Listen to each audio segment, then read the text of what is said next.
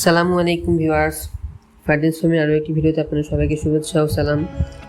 আজকের আলোচনার বিষয়বস্তু হচ্ছে মার্কিউ ট্যাগ। এটা আসলে একটা ব্যানারের মতো কাজ করে।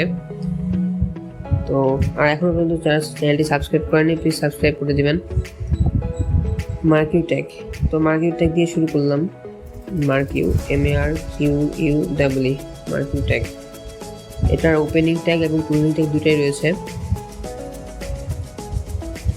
ওকে, ক্লোজ করছি। এটাকে রান করলে দেখা যাবে এটা বাম দিকে আসছে, ডান থেকে বাম দিকে অগ্রসর হচ্ছে। তো এটা অনেকে প্রশ্ন করতে পারেন, শুধু কি এটা এইভাবে অগ্রসর হবে, মানে ডান থেকে বাম দিকে যাবে?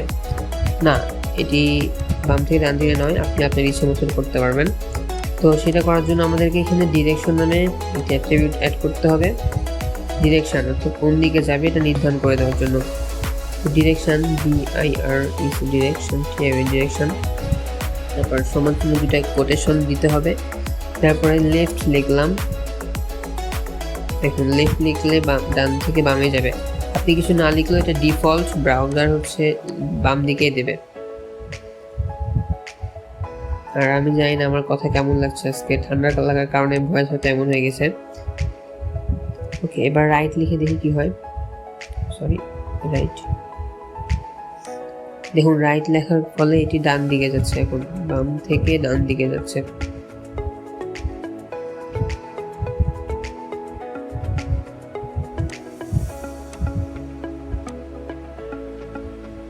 এবার আপ লিখি, এটা উপরের দিকে যাবে। আর এটা অনেক দ্রুত মনে হচ্ছে, আসলে দ্রুত না ঠিক। এখানে এর হচ্ছে ডিফল্ট যেটা দেওয়া আছে, ডাউন লিখে নিচে দিয়ে যাচ্ছে। ডিফল্ট যেটা দেওয়া আছে, ডিফল্ট যে হাইট অ্যান্ড ওয়েট দেওয়া আছে, এটার কারণে ওটা এমন হচ্ছে। তো এটা যদি হাইট অ্যান্ড ওয়েট চেঞ্জ করে দেওয়া যায় তাহলে দেখুন এমনটি হবে না। ওয়াইড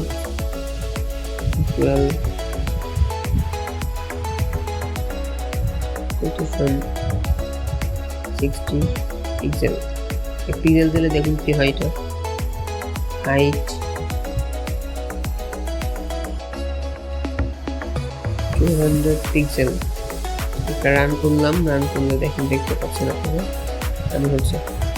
তো এখানে এটা হচ্ছে হোয়াইটটা একটু কম হয়ে গেছে, এই জন্য ওইটাকে 60 না করে 60% দেবো আমরা, তাহলে এবার ঠিক থাকবে। দেখুন অনেক বড়। ওকে,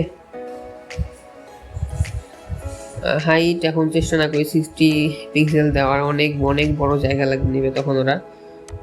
এই ছিল ভিউয়ার্স আজকের ভিডিও, এই পর্যন্তই। সবাই ভালো থাকুন, সুস্থ থাকুন, আল্লাহ হাফেজ।